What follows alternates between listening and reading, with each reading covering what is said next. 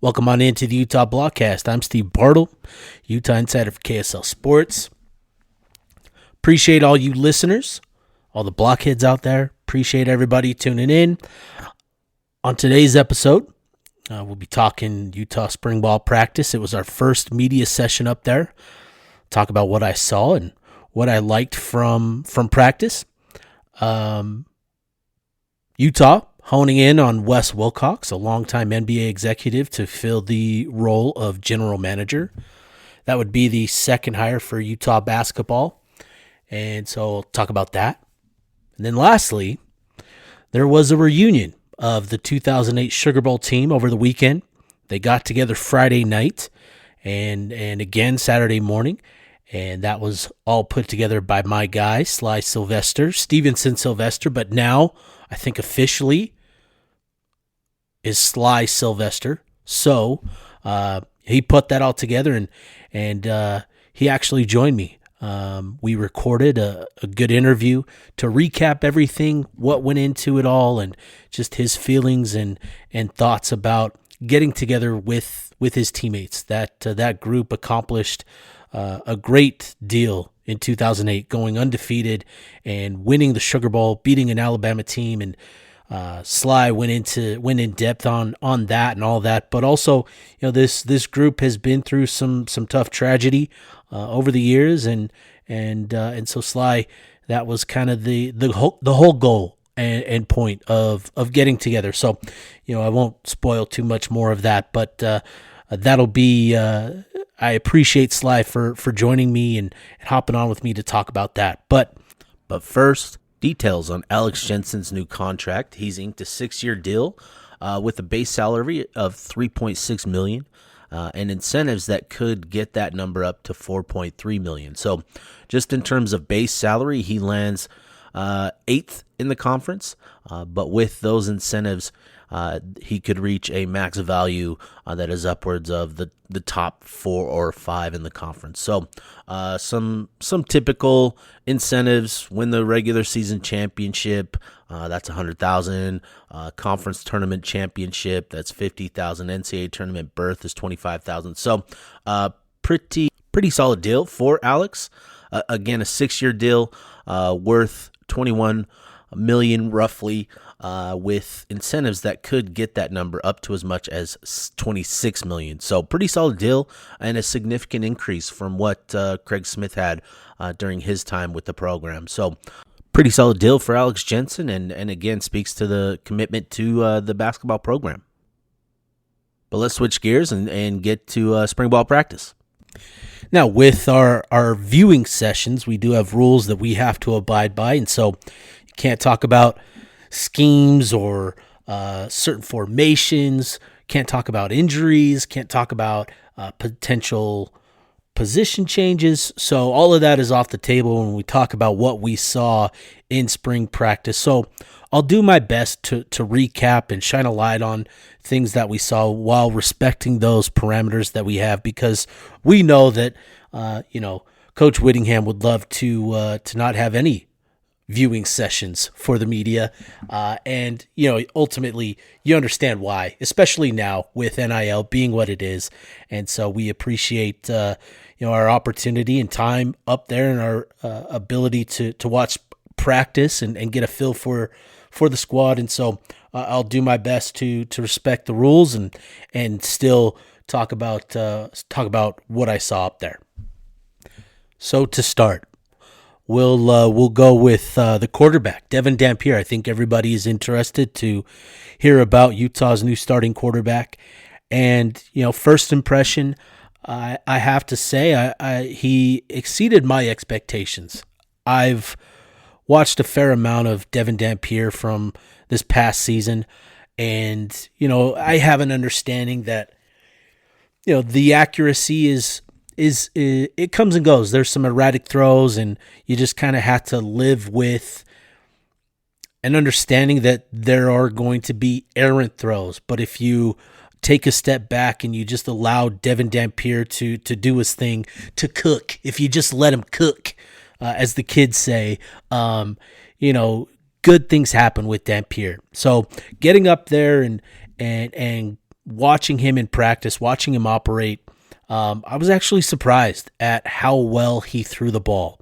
Now, I'm not trying to say or make a statement that there's been massive improvement in terms of his accuracy and suddenly he's a great passer, but I was just really impressed with the accuracy on the majority of throws that we saw today. Now, there were still some misses, still some missed opportunities, but I thought he did a good job of spreading the ball around, finding open receivers, and making accurate passes.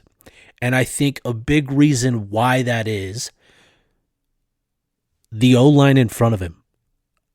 There were a number of plays that we watched today where Devin Dampier just sat in the pocket for 3, 4, one play. It was probably 5 seconds before he did anything with the ball. And he was comfortable. He was comfortable standing in the pocket and was able to deliver the ball and make good throws. And I think that could be a key to Dampier making improvements as a passer, is having greater protection and having the offensive line in front of him blocking the way that they did. I thought I was really impressed by the offensive line today in terms of pass protection and their the movement that they generated in the run game. It was a good back and forth. This wasn't a day where the offense outperformed the defense. In our 20 minutes, it was a pretty good back and forth battle where the offense would make a play, the defense would respond with a couple of plays, the offense would get going again. And that's what you want to see when you have, two units that are supposed to be equal and are filled with similar talent. So I thought that was really good to see that back and forth. And it wasn't just that the offense was not executing. It was, players making plays. It was a Smith Snowden making a great play to break up a pass. It was Logan Fano knifing in between the guard and tackle to get into the pocket. It was Carson Kafusi holding his ground and Tanoa Togiai generating movement to spring a Wayshawn Parker run. It was it was a really good back and forth. So getting back to Dampier, I was impressed with his accuracy, but there were a couple of misses. There was a miss in the red zone, a couple of misses in the red zone. One pass that probably should have been picked off by Lander Barton, but made a couple throws, led the offense on a couple of drives during their 11-on-11 session, and I thought looked really, really good. So I was talking with a friend of mine who's been fortunate enough to see the first practice last Thursday and today's practice, and he said Dampier was much improved from that first practice to this practice. And he talked about what he saw beyond the 20 minutes. He was able to watch most of practice and was really impressed with Dampier and just, again, speaking to the improvement as a passer, but also his running ability. And so you feel good about that. And, in talking to coaches and talking to Dampier afterwards, I'm really impressed with Dampier and his leadership style. I think it's exactly what Utah needs as they move forward, as they move off of what they accomplished with Cam Rising, over the last 4 years, the 2 Pac-12 titles. I think Dampier and how he goes about his leadership and what he talked about today was the importance of relationships with the players around him, the importance of trust between him and his teammates, and also him and his coaches. And I think that was really good to hear that from him. And so, as much as, I want to talk about his ability and the way that he's able to execute things, I think his leadership above all else is the key to Utah football, turning the tide around, getting back to their winning ways. And I think Utah's got a real good one in Dampier with what he's done in terms of ingratiating himself to his teammates and developing the relationships with them. I was talking with, I ran into a player a couple weeks ago, and he plays an important position on that Utah offense, and he talked about Dampier taking the unit out to eat almost once a week, and the relationship that they've built between that position group and Dampier, and I think that's pretty significant. And so Dampier taking guys out, spending time with them, getting to know his teammates beyond their relationship on the field, I think is really, really important. And Dampier, too, coming into the program, talked about the importance of him, learning the culture here at Utah and knowing that he's not above it, that he's part of it. And I think that was really, really good to hear. So I think Utah's got a good one in Dampier leading the way at quarterback. His ability both as a passer and as an athlete is reason to be optimistic, but I think his leadership style above all else is reason to buy into him and Utah football in 2025. Now, beyond Devin Dampier, I think almost every media member tweeted a Nate Johnson tweet at practice today, and for good reason. He made a pretty big play and reminded us all of his athletic ability and what he's capable of as an athlete. And I think it was really exciting in the way that they used him. I think it would fit what a lot of people hope his usage would be.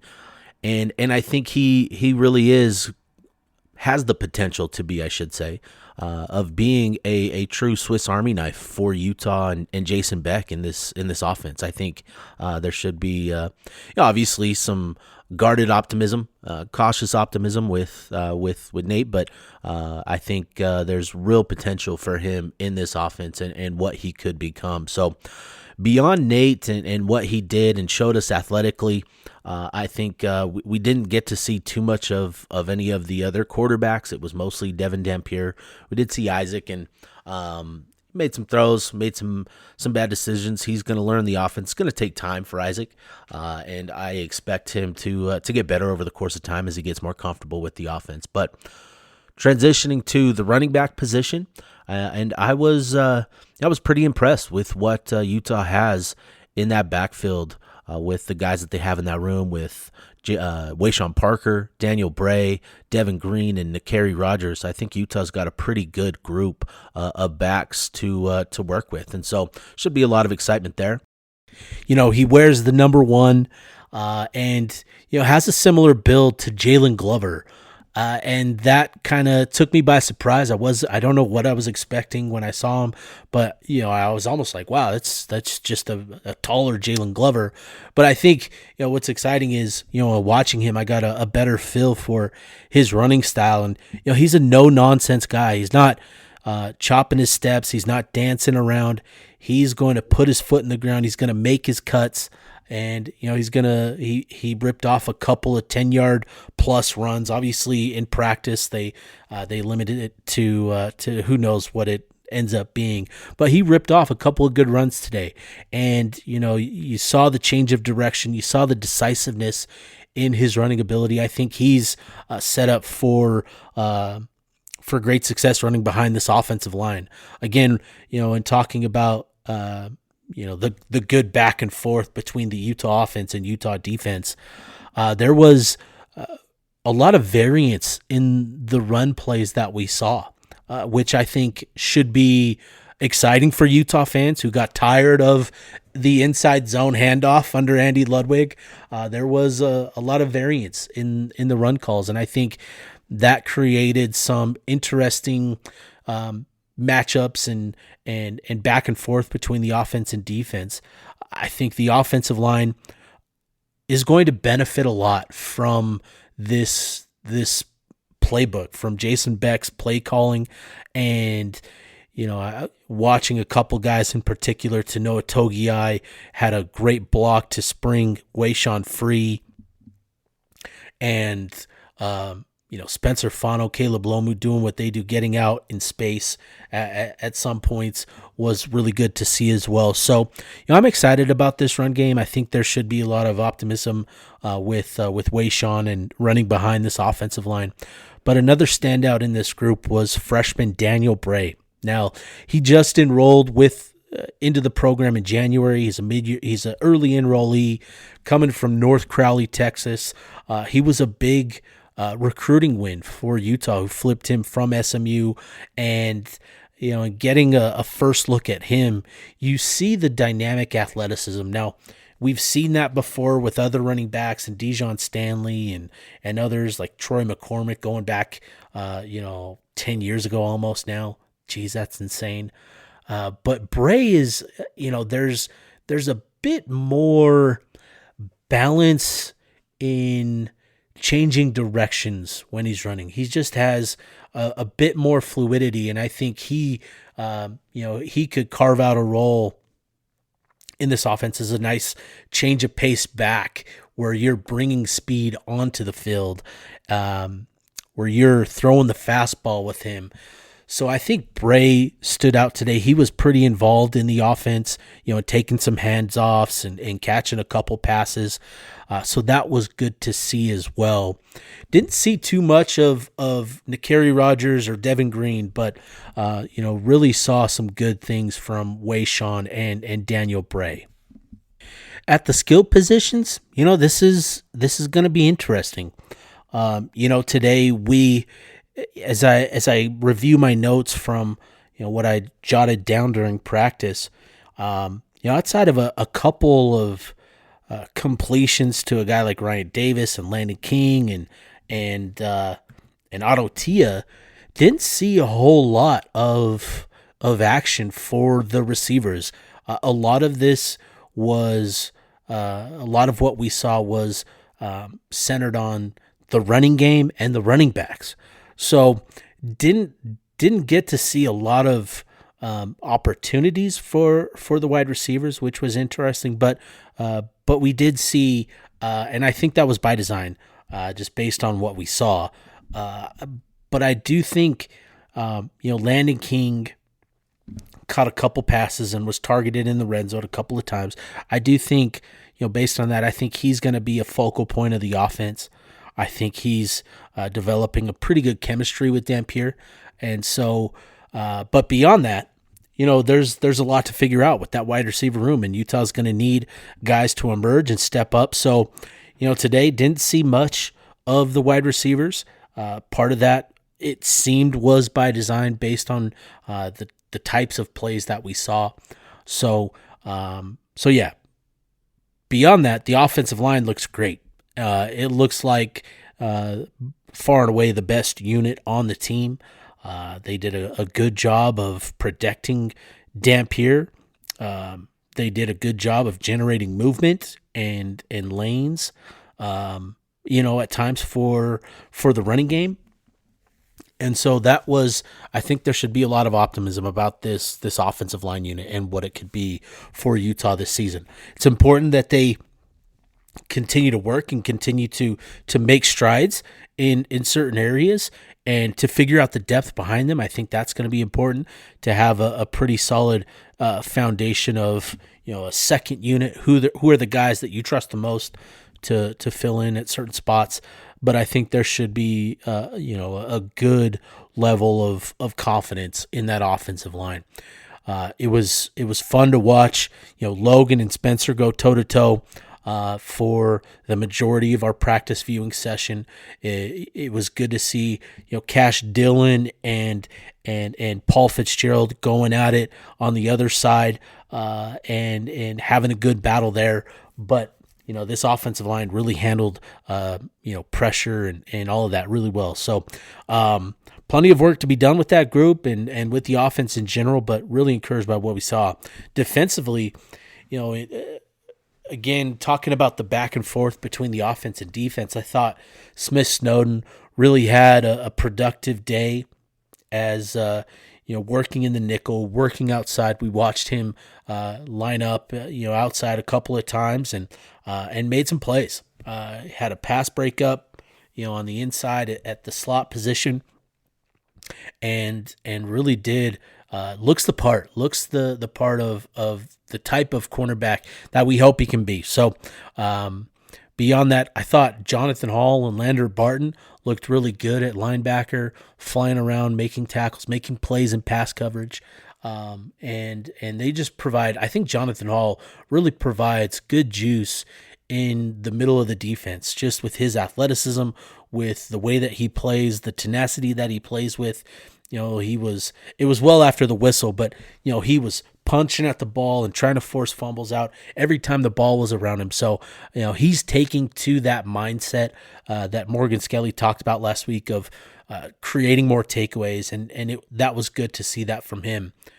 On the defensive line, I've talked about him a lot, but Carson Kaufusi really just stands out as a guy that I believe is going to make an impact in year one. I'm trying to keep expectations in check with him. I think, he'll end up being DT4, but I think he's got a lot of potential on that defensive line for Utah. And just seeing him, he's got a good frame, and over the next couple of months, he's going to continue to put on good size, good muscle, and continue to develop physically. And I think he's going to be good to go as part of that rotation at defensive tackle. So excited about him and what he brings. In the defensive secondary, I like Nate Tillman and what he brings to that safety room. Watched him work at free safety, which is, it's going to be tough for him to get playing time with Teo Johnson, obviously in front of him. But I think there's good depth with Tillman, just his athleticism, the range that he brings to the secondary. We watched him cover a lot of ground on a couple of vertical attempts today, which was really good to see. So he's got a lot to learn. He's got a lot to digest over the next couple of months. But in terms of just, physical stature, athleticism, those types of qualities, I was really impressed by what he brings to the field. So I like Tillman a lot. Watched Blake Cotton in coverage a couple of times, and I think he's brought a good game to that cornerback room. Donovan Saunders he's so tall, 6'3", 6'4". He's got those long arms. He'll remind a lot of people of Keith McGill and just the size that he had. I think that's going to be a fascinating battle, that cornerback spot, with Scooby Davis on the other side. I think that's going to be a fun one to watch over the next couple of weeks. So those were the notes. Oh, Jackson Benny. I need to mention him. Jackson Benny had an interception today. I think he picked off one of the backups. It wasn't Dampier. I know that much. I just couldn't get a number who it was, but picked off a slant route in the slot. And, I think he's made some plays and looks the part. Morgan Scalley really talked him up as a guy that they believe in. He's a guy that, at 6 foot, I believe he's 6'1", about 185 pounds. Maybe 200 pounds, and running 4.46 during their winter workouts. And I think at his size, if that really translates at nickel, that does a lot to change the whole dynamic of this defense. He's 6'2", 189 pounds, 190 pounds, running 4.46, and moves really well, brings good size to that spot. And with that athleticism, like I said, if he continues to make plays like he did today, that could really change the dynamic of that defense secondary if he can make that work in that nickel spot. So those are my takeaways from today's practice. I'm sure I've got some more notes, but those are my big takeaways from what we saw today. Switching gears now to Utah basketball. News broke today, Pete Thamel reporting that Utah is targeting veteran NBA executive Wes Wilcox to be the school's the men's basketball program's general manager. Wilcox has a lengthy career in the NBA as an NBA executive. He has, I believe, 24 years of experience in the NBA overall, with the bulk of that, I believe, 18 years or so in a front office position. So that's pretty significant. And according to Pete Thamel, his move would mark the highest ranking sitting NBA front office member to take a college front office job. And so, this is pretty big. And, if you listen to the last episode where I talked about the hiring of Rafael Chilius and what could be next for Alex Jensen as he fills out his staff, I talked about the need for an NBA executive, an NBA type filling that general manager role, and to hone in on Wes Wilcox with the experience that he has. Regardless of what he accomplished in the NBA, having somebody that has that amount of experience in that role coming to Utah to lead the program as money and player compensation and evaluating players properly based on the money that is available to your programs. Having somebody with that amount of experience is a significant win for Utah, assuming they're able to get the deal done. And what's interesting is, before Pete Thamel, reported the news that Utah was targeting Wilcox, I got a text that morning that, this seemed imminent, that a deal was likely to be finalized this week. And I didn't anticipate Thamel reporting it today, but that's why he's in the role that he is, because he gets those types of scoops. So, I think this is a pretty significant role, and Wes Wilcox has been a name that I've heard floated for about a week now, and I reached out to some Sacramento folks hoping to get a better feel for the job that he's done at Sacramento, but those fell on deaf ears, unfortunately. But again, I do think that having somebody with the amount of experience that Wilcox does, 20 plus years in an NBA front office, coming up as a video coordinator, a scout, both in terms of evaluating talent and evaluating teams and personnel and plays and that sort of stuff, and then transitioning into the front office, bringing in somebody with that amount of experience, I think, is significant for Alex and his staff. What Alex has done with these, with Chilius being announced on Friday, and now he's on the ground. He's gotten to work for Utah this week. He's going to be leading the program's efforts in the transfer portal and recruiting guys to Utah. Now, as he's pivoted, as Alex has pivoted to filling out this general manager spot, I think Alex has done a really good job of addressing the two biggest question marks around his appointment as the head coach of the Utah men's basketball program, which is one, recruiting, and then two, player compensation, player contracts, evaluating talent. As we get it deeper and deeper into NIL and with revenue sharing on the horizon, there is a need for programs to have a good understanding of what they're evaluating, how much value are certain players worth, and how to maximize the funds and resources that they have available to them. Right? Not everybody is going to be on level playing ground, as much as we want to talk about revenue sharing being that the end all be all. There's still going to be NIL beyond that. And so there's going to be it's going to be important for Utah to have somebody that can genuinely maximize the value and maximize the resources that they'll have available to them. So I do expect that this deal will get done by the end of the week, or at least that's what I was informed this morning, is that a deal is expected to get done this week. So I think it's a pretty significant move. And then from there, what else happens with Alex's staff? I do think there's a decent chance that we see another NBA assistant or coach with NBA pedigree join his staff. And then two, Andre Miller, I know that we've all been waiting impatiently, I should say. We've been waiting impatiently for that to be finalized and announced. And though here we are almost a week. Has it been a week? Has it been 2 weeks? I don't even know anymore.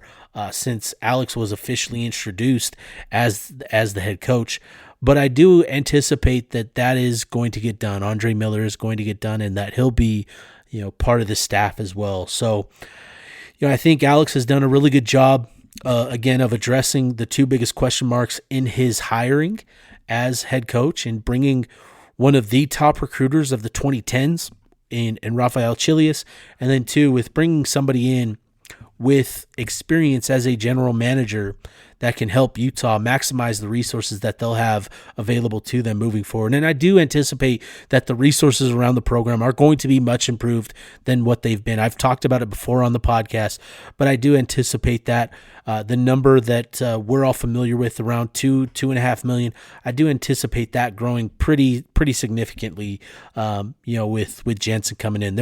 As I've talked to people and continue to talk to people, there is just a lot of excitement about the resources that continue to come in for the program. And so I think, again, I think it's good that Alex has somebody in place that can help them maximize those resources and what they'll have available to them. So still more to come with Alex's staff, but I think there's good momentum with the program. And with Chilius leading the efforts on the recruiting trail and in the transfer portal, Utah's already been linked to a 4-star prospect in the 2025 class that recently decommitted from West Virginia in Kelvin Ode, who, played under Chilius at South Kent. I think he would be a great piece to bring in. I anticipate there being a visit being set up here soon. And then a couple of other South Kent products, Isaiah Watts from Washington State, who I'm not sure is in the transfer portal just yet, but there is a direct connection there with Chilius again. And then Amari Monroe out of Quinnipiac. I don't even know how to say it, but he'll be another guy to keep an eye on. And then Langston Reynolds, who played for the Utah Prospects AAU team. I do anticipate there being mutual interest between Reynolds and Utah. But with how he performed this past season, there's going to be a lot of interest in him as well. So those are the first 4 names that I've heard are significant and prominent targets for Utah basketball moving forward. And that list is going to continue to grow as more and more players enter the transfer portal. I do anticipate this being a transfer portal cycle where, the bulk of this roster is transformed. I do think that Utah has made Keanu Dawes a priority and hanging on to him, and I do think they're going to do all that they can to ensure that Keanu Dawes remains a Ute and maybe doesn't even enter the transfer portal. I think that would be pretty significant. And then two, Jake Wallin is another guy that I think they want to hang on to for sure. And then the rest of the roster, we'll see. But I think those are the top 2 priorities for Utah. And then with Chilius coming in and the recruiting ties and connections that he has, I think there should be, at least a good amount of optimism that Utah is going to be pretty active in the transfer portal. And they're going to bring in some guys, some difference makers this transfer portal window. All right, switching gears for the last time, I want to get to the interview the conversation that I had with Sly Sylvester. But before I do, I want to first thank him for the opportunity that I had to spend the night with that 2008 team. It was a really special evening. To be around the team that had gotten together. I don't know if this was the first time in many years, but for many, this was the first time not only getting together with old teammates, but getting together back on campus. And, for a couple of those guys, this was the first time that they've actually seen the new facilities, the practice facility in the south end zone. And this was the first time for many that they've just been around the guys. And it was really special to spend the night with them on Friday in the practice facility, listening to Sly talk about them, about, their battles, their triumphs, their sacrifices that they made to have the success that they did in 2008. I got to see the brotherhood, that Utah brotherhood that we talk so much about under Kyle Whittingham, and that family culture. I got to see that live and in person. And it was really unique. It was a truly special experience for me, kind of an eye-opening one where I drove home thinking about, calling up my high school guys, my high school buddies, who I haven't seen for, a handful of them I haven't seen for many, many years. But it was just that sort of experience. So I first want to thank Sly for the opportunity to be involved in this. I've got an article coming out that'll recap everything that transpired over those 2 days, and so truly special experience for me, and I thank him for that. And I think there's a very important message that I think Sly has behind all of this that I think is important as well. So before I go on too much further, let's just get to the conversation that me and Sly had. And so yeah, let's get to that. All right, and joining me now, Sly Sylvester. It's Sly now. I think officially you've changed your name to Sly. Sly, how you doing, man? I'm good, man. The wife and I are doing good. I say the wife because that's pretty much all I spend time with. I work at home, and then I do my special things. But like, it's just her and I always doing stuff and being very sarcastic with one another. So I don't know if I can go through life without being sarcastic. I just don't know how anybody does that. And so luckily I got a wife who's good with banter. And, it's kind of just like the locker room, So she's actually, when she hangs around the boys, she knows exactly how to handle herself. So I ain't got to do nothing. So it's great. But I get that every day. So it's a very familiar territory for me. But no, man, I'm doing great, man. The winter sucked. As it always does, but Yep. It's doing good, man. The last few days, it's been beautiful weather. I've been able to sit in my backyard and actually enjoy it, man. So that's a blessing, and just really excited for a great summer ahead. But yeah, that's about it. Everything else, I'm chilling and took off pretty much January, February to kind of recharge. Yeah. And now I'm getting back at it. I don't think people realize how much you have on your plate. During those months, during the busy season, football season, you've got KSL Sports, you've got sideline reporting, you've got Utah Man gear that you're handling. You've got a lot on your plate. Well, exactly. A lot of people I know you guys hear me on like the radio, but that's not all I do. That's actually the extra stuff that I do. And so, yeah, I am busy from sun up to way past that. I don't go to bed till like 1, 2 o'clock average in the morning, and then I'm back up at it at 6, 7 a.m. And so like, and I feel great. I'm not, but it's just where I am. My brain is just going absolutely ham, and there's just so many things to do. I use Microsoft to do on my phone, and like the list never gets shorter. I knock stuff off, but like it just never gets shorter. The problem is I got like 18 different lists from different subjects of things that I got to worry about, and they're all full. All the lists are full. So, yeah, it just never stops. Oh man, I love it. Well, let's dive into it. The get together that you had with your teammates over the weekend. It was a pretty special and unique event.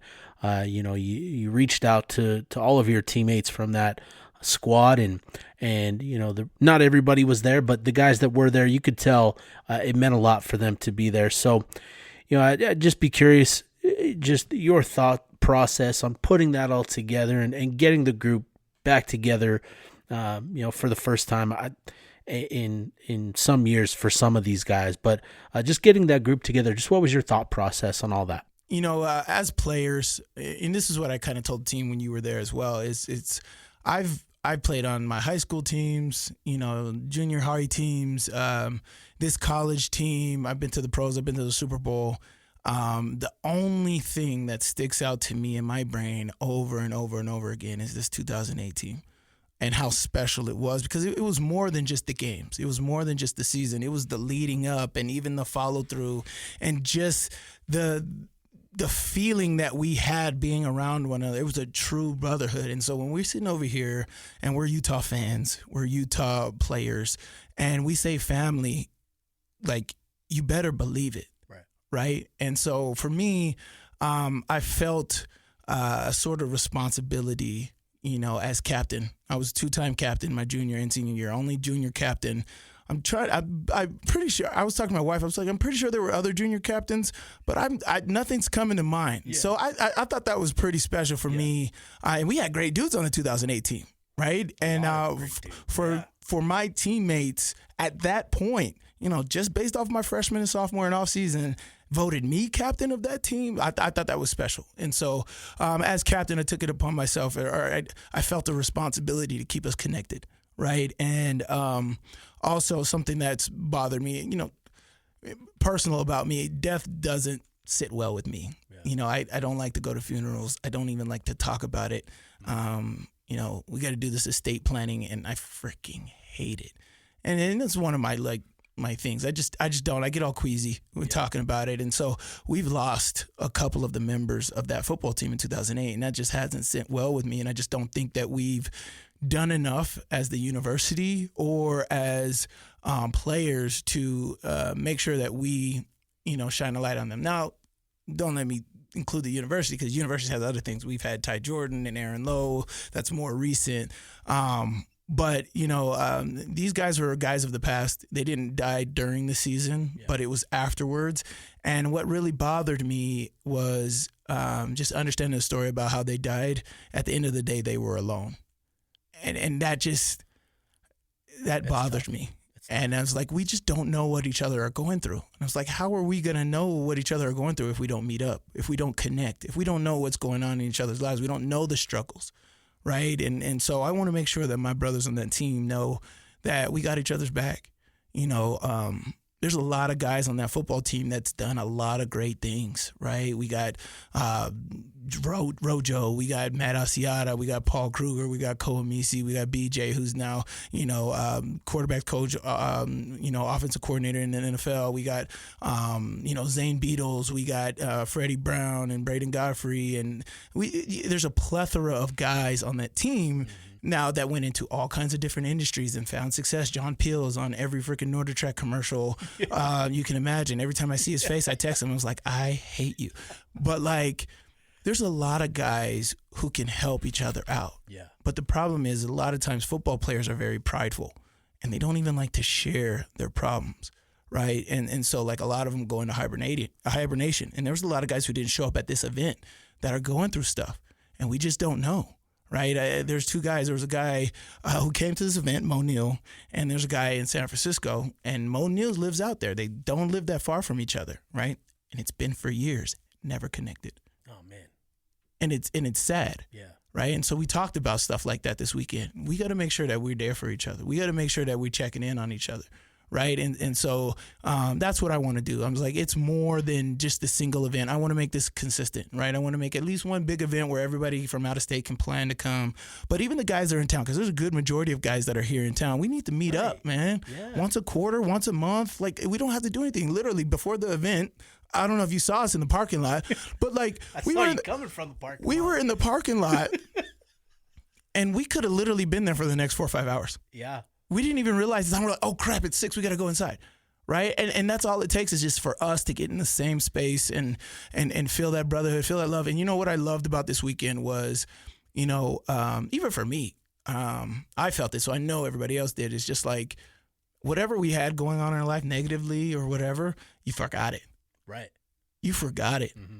You were just embracing that. And everybody knows it, right? It's like when you go through something with somebody, there's a bond right there. And we went through a lot through college. It's not as easy as college is now. Right. We had to grind back in the day, to where we didn't have food and we still had to make weight somehow. Yeah. Right. And to go against the people that we had to go against and win, we had to grind and do something extraordinary than others. And so that's an appreciation that I want these guys to make sure that they understand that what they did was not normal.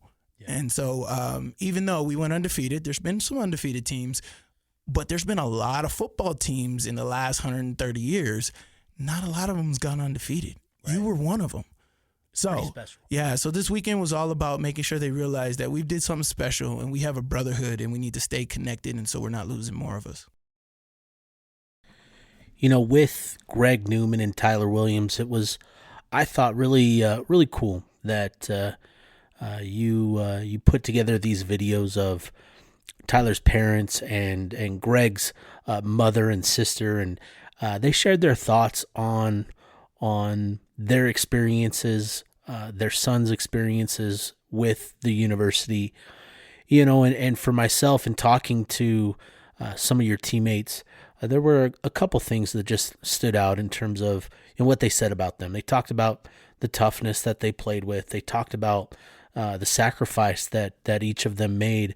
Tyler, coming to Utah, had bigger opportunities in his recruitment. He talked about Tennessee and some other programs. But coming here and buying into the culture, Greg Newman passing on an opportunity to play USC and playing a role that really demanded a lot of him. There was a lot of appreciation and love for those two and what they did.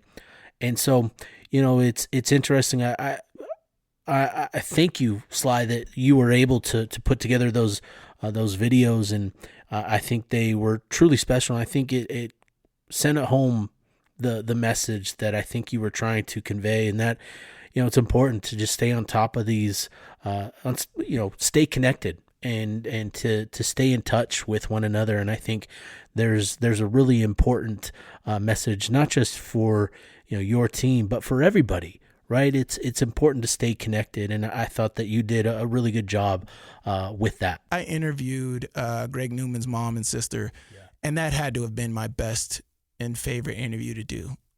From their feedback from me on how comfortable they felt, because that was their first interview ever, to the delivery and message of it was just awesome. It was a 15-minute interview that ended up being 55 minutes. And so, but every single part of it, you could listen to a whole 60 minutes of it, and it was special. And so I love that. And interviewing them, you got to understand. There was a lot of things that I didn't know about Greg, because we don't have that connectivity. We weren't doing that. But there was just a lot of things about him that I didn't know. And talking to Tyler Williams' parents as well, I interviewed them as well. And there's just a lot of things that I didn't know. And those guys, and one thing that I loved is those guys loved their teammates. They loved being at the University of Utah. University of Utah, like if you actually tell people what we did, they're like, that doesn't sound like fun. Right. From the 6 a.m. workouts to just the grind that we had to do, the stuff that we had to going to school, practice, all this other stuff that that doesn't sound like fun, but that's something that those guys took with them. Yeah. They embodied that and it became them. Right. What I heard from their parents is that's how they live their lives after football. Right. Like Greg's parents was like, whatever that process is, that's that right. It works. Yeah. Right. And because there was a lot of things that Greg took, because this thing I didn't know is Greg was they said that he was a thrill seeker.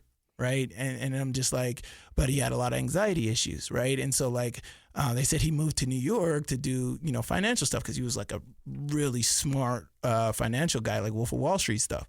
And I'm just anxiety in New York, that just doesn't fit. But at the same time, it's he just loved the rush. Yeah.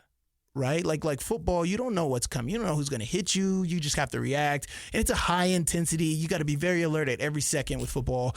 And that's what it felt like being out there. They said he was thriving. He was moving up, and then COVID happened and he had to be locked into a little room in New York, and that's when everything kind of went downhill. And I'm just that's crazy. But there's a standard from what we were able to encompass and what these college guys go through exactly what the NFL is. The NFL is just just a couple more years is all, right? But it's the same effects. The same stuff that you see NFL guys are struggling with, these guys are struggling with. Right. And I think that people miss the boat on that. And that's what I want to do. I want to bring attention to college guys after football and making sure that they are taken care of. Here's my thing is, as an athlete, as a competitor, as somebody who wants to succeed, there's no plan B. You got to put 100% into plan A. And everybody that comes to a college D1, what do they think, Bartle?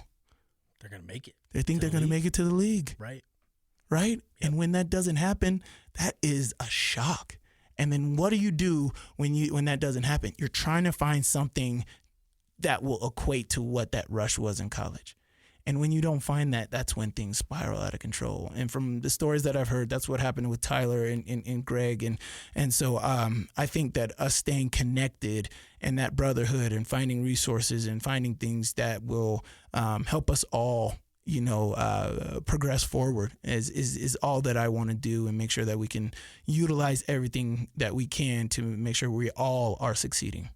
And you know what, Sly? Like, I think that is a truly special thing to try to accomplish with your players. That there is more beyond just college sports. That there are ways to be successful beyond what you accomplished as players, right? I think that is a conversation that needs to be had more frequently across all sports, right?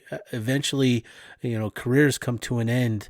A lot of careers come to an end after college, and it can be tough for some players to say goodbye to that, because that's all they've known, right? Growing up, like that's how you grew up. You went to practice, you spent time in the gym, and all of a sudden that no longer is important. And I think there's a real struggle sometimes for players in adapting to a lifestyle that isn't centered around sports. And I think making that a focus and making that a priority and staying connected and having that open communication with one another, getting together, spending time together, I think is truly valiant. And I think, you deserve just so much credit for kind of leading the way for your guys. And I think that is really commendable. And what was interesting too is, you look at the facilities in a lot of ways that those are tokens, of what you accomplished, during that 2008 season, right? When you look at the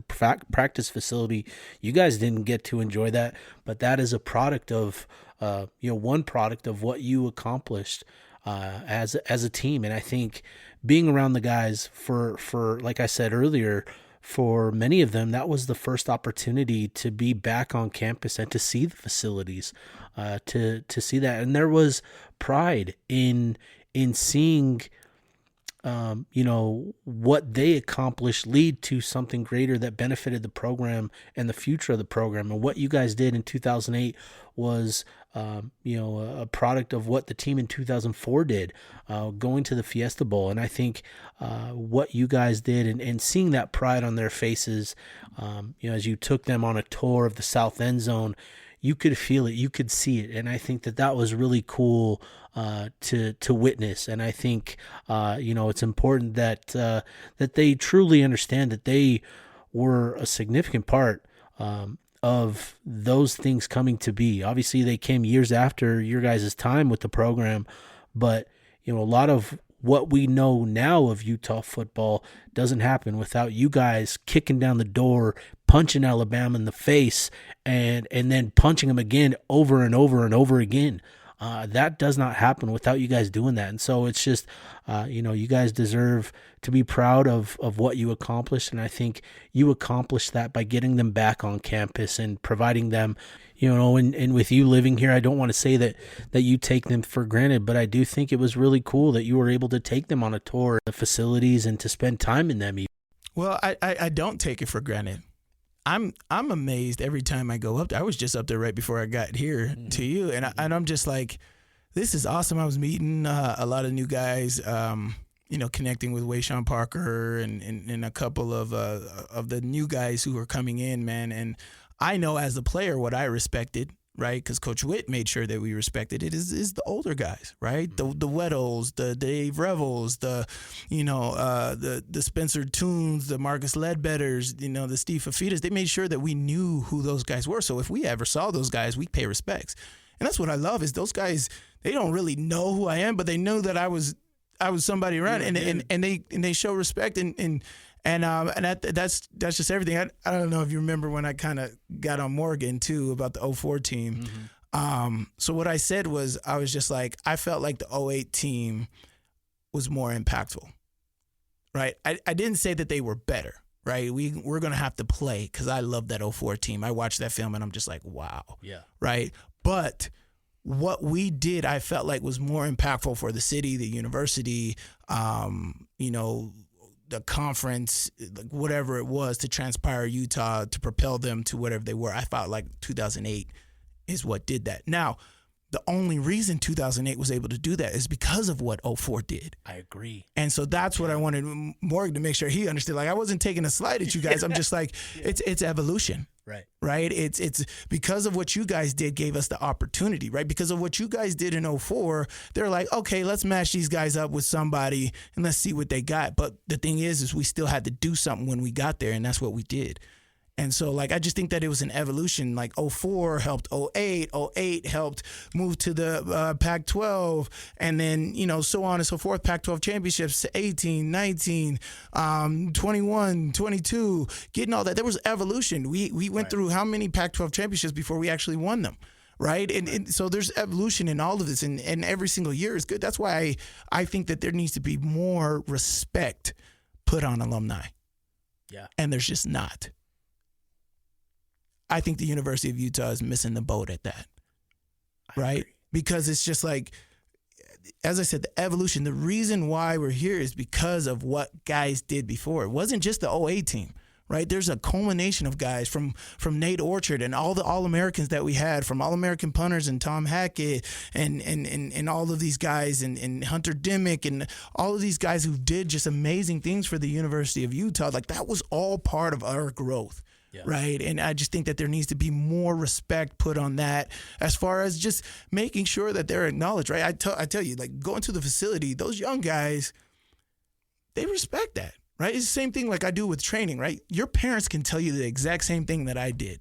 But who are you going to listen to more, me or your parents? Yeah. Right. Right. And so, like, the alumni has that effect on these guys that are in the program. So I just think that, U of U is missing the boat, and it's not just football. Right? It's women's basketball. It's men's basketball. I heard the lacrosse deal was not even great. And so I just think that that's just some things. And, business is business. Like, you got a lot of things to worry about, so this is just my personal angle at it. So, but, I love it. And I want to make sure that, the guys need to know that it's not the University of Utah that needs to worry about us getting together. It's us. Right? It's us who needs to worry about taking care of us. And so, if they're not doing it, we can do it. Right? We can meet at El Chihuahua for Death Star Night on Thursday. Hell yeah. and we can have a ball. Right? That has nothing to do with the University of Utah. You love Death Star Night, I know. That was our spot. Because that was our spot in college. Every Thursday, that was your spot. Every Thursday night, we always met up, 3300 South and Highland Drive, El Chihuahua. Yep. We got some nice dinner, Death Stars, then we go downstairs to Bar Named Sue and sing karaoke. It was amazing, right? But that's the camaraderie. That had nothing to do with the youth. That's us. Right? And that's the brotherhood that I want to make sure that we have, right? Because what I talked about to these guys this weekend, everybody's got families now. Yeah. Everybody. So that means that you got a family, I got a family. We got kids. Have the kids play together. Yeah. What? Yeah. Right? Yeah. Legacy. Right. Right? And that's what it's all about. And so the guys were able to bring their families on Saturday to practice.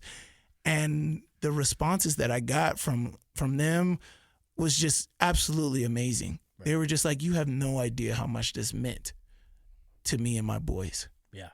Right? Because, like, all my boys hear is the stories that I tell them. Right. Which they could be lies to them. Yeah. Right? But to see me interact with Coach Witt, to see me at the stadium, to see me point out, some pictures of the Sugar Bowl that I was in, like, that's me. I wasn't lying. That's pretty cool. Right? Yeah, And pretty cool.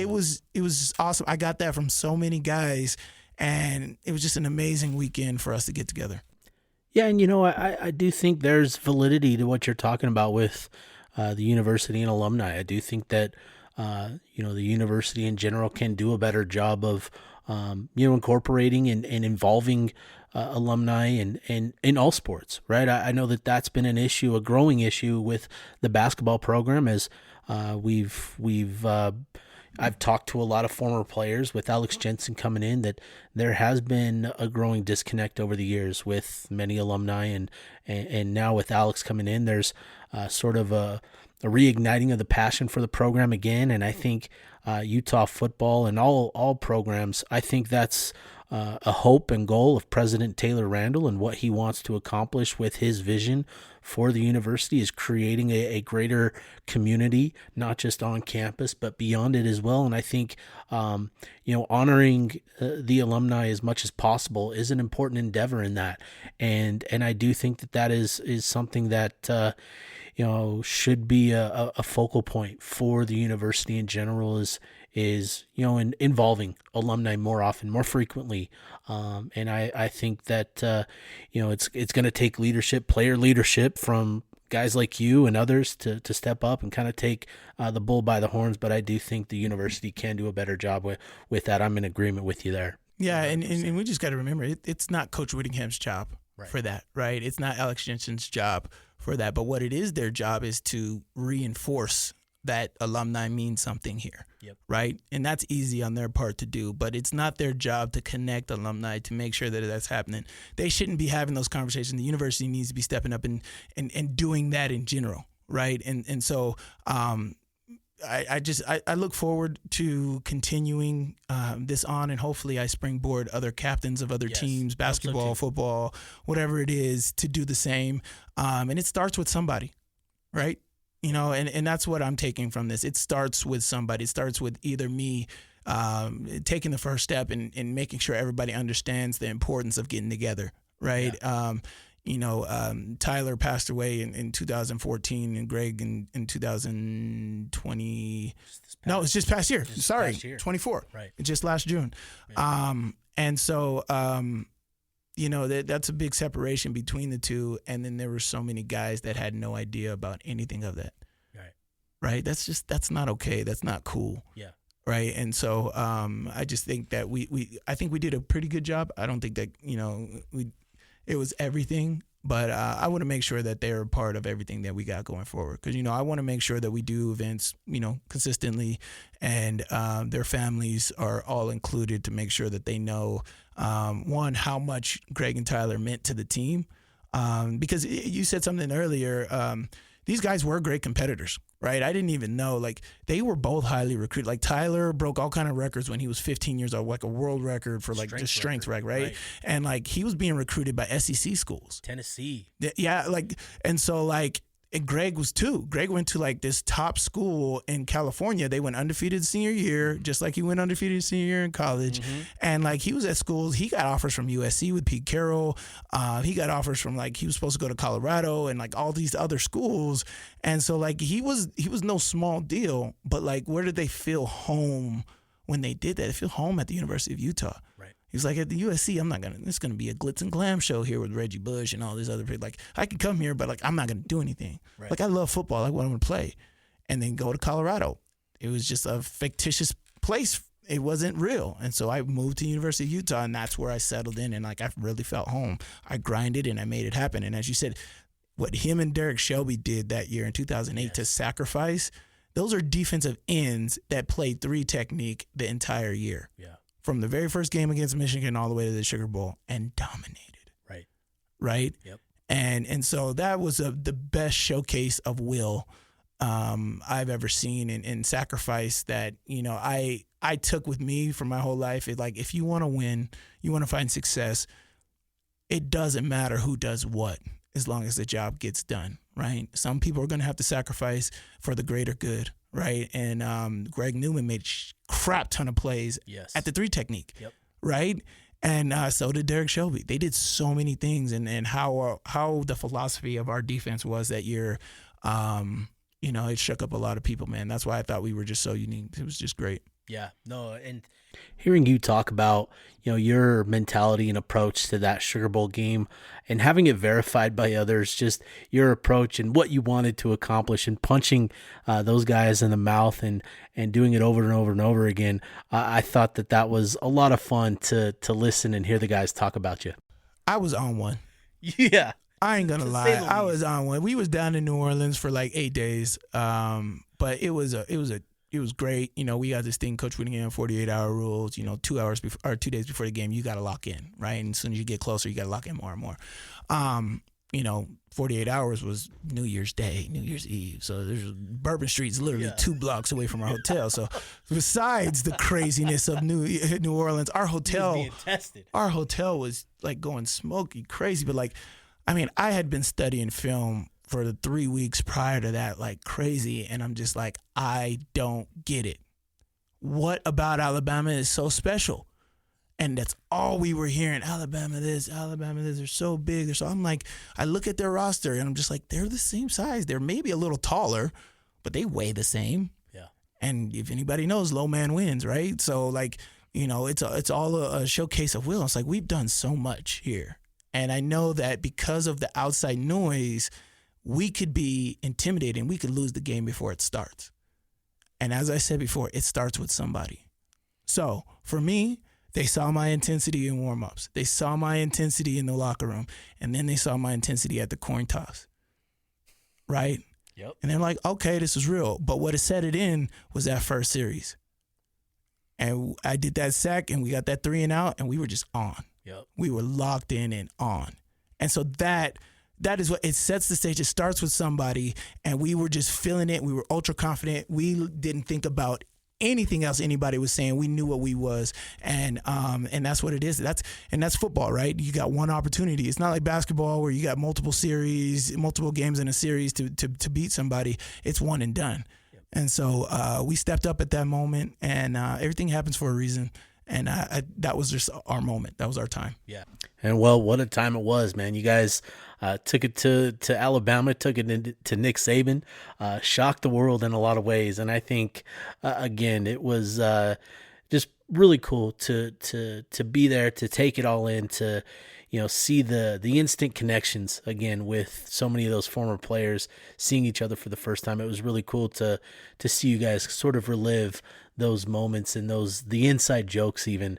I thought was a lot of fun to take in. And two, I think you're setting an example for other classes, right? Other teams that have come through the program. It was interesting being up there at practice on Saturday with you guys and watching the interactions that you guys had with current members of the team, current members of the staff. But too, there were other former players that came to practice on Saturday, and one of those was Zach Moss, and that team accomplished a lot in that 2019 year. They were really the team that got Utah to that championship contender level. Him and Tyler and that whole group, they didn't ultimately get Utah their first championship, but I think that group was so important to the next few years for Utah and Kyle Whittingham to eventually break that door down and get the 2 championship wins in 21 and 22.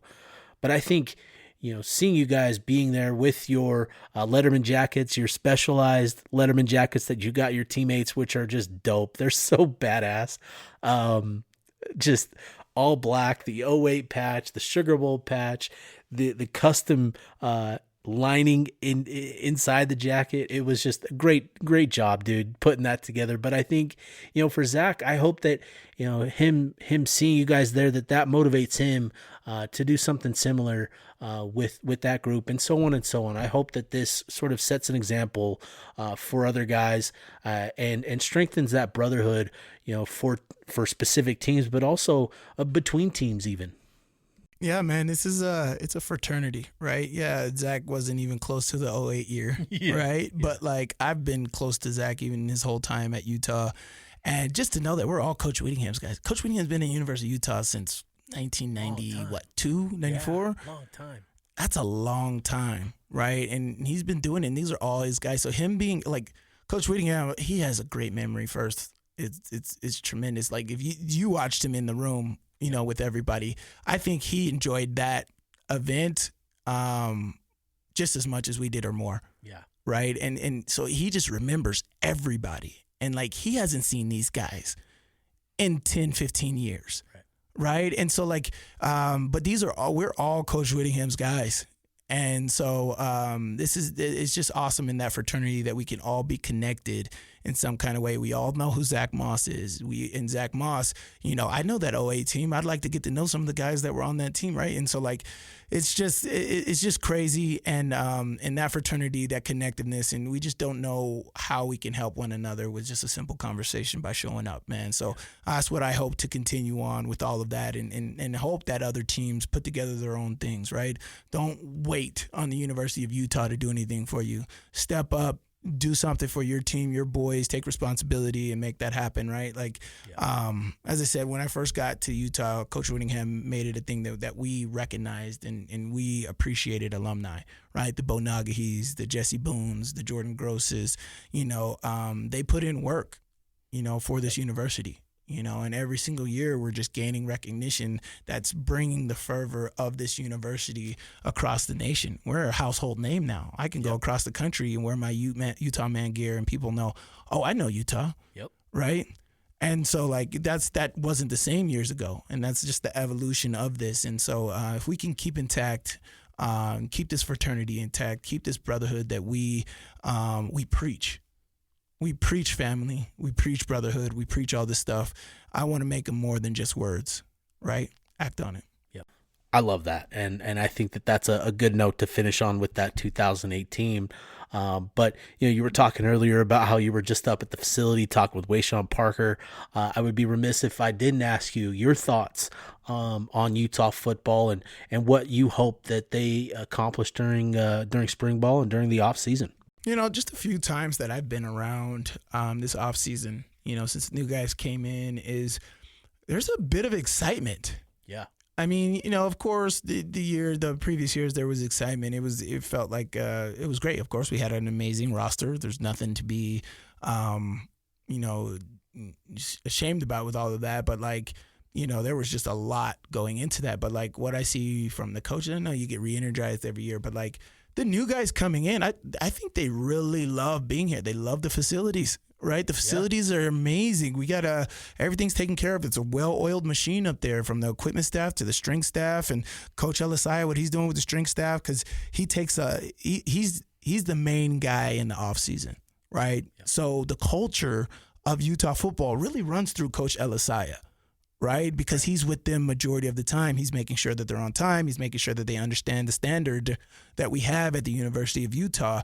And so he's a big, big part of that. And just understanding, they're just buying in. They love it. They love what the coaches have to preach to them. Sharif Shaw, Colton Swan, they're taking in all of that. So there's an energy up there right now that I absolutely like. Yes. Yeah. Right now, I like a lot of things. I've liked things in the past, right? We still got to produce, right? So there's yet to be seen, but it's a long time before week 1, right? And so I want that slow progression for everybody to just buy in and just understand that nothing will be given. You got to go out there and take it. And next year we just got to lay it all on the line. And I think we'll, first of all, I never can discount this coaching staff. I think it starts with them, right? We got a veteran coaching staff that's been there, right? We talked about 2019 has helped 2021 and 22, right? That's because of experience. Yeah. Right? Same thing with this coaching staff. This coaching staff is experienced. There's only, 2 new guys on offense? 3. Yeah. 3, the OC, wide receiver, and running back. Yep. So there's only 3 new guys. That's not a lot within your coaching staff. So the main juice is still there. And so, I think it starts with them. We'll always have a great defense. Morgan Skelly is just I just love his defensive mentality. It's great. The guys buy into it. They love him and Sharif Shaw. But yeah, I just, for right now, we'll reserve judgment. We'll wait. Spring game, we'll see all that kind of stuff. We'll wait till the season. But I like the energy that I've been around when I've been around the facility. Man, I love that. And I think, and just the people that I've talked to and the time that I've been around players, which hasn't been much, but I do think the vibes, I think you're spot on, that the vibes are much improved. And I think that's going to be key to turning this ship around for Utah football to get back to their winning ways. So lots to learn about this Utah football team. But Sly, man, dude, I appreciate you so much. Again, appreciate the invite and special opportunity to spend the time with you and your guys, and appreciate all that you do for us Utah fans, and with all that you do, with the content you do, with the Utah Man Am I gear that you can buy and all that sort of stuff. You've done just so much for the community here, and it's been great, and I just appreciate you taking the time to hop on, man. No, man, thank you for having me. Having these conversations is great. It's great to not just have them in my head. So it's good, it's good to talk to somebody. So I appreciate you, man. Thanks for having me. No doubt.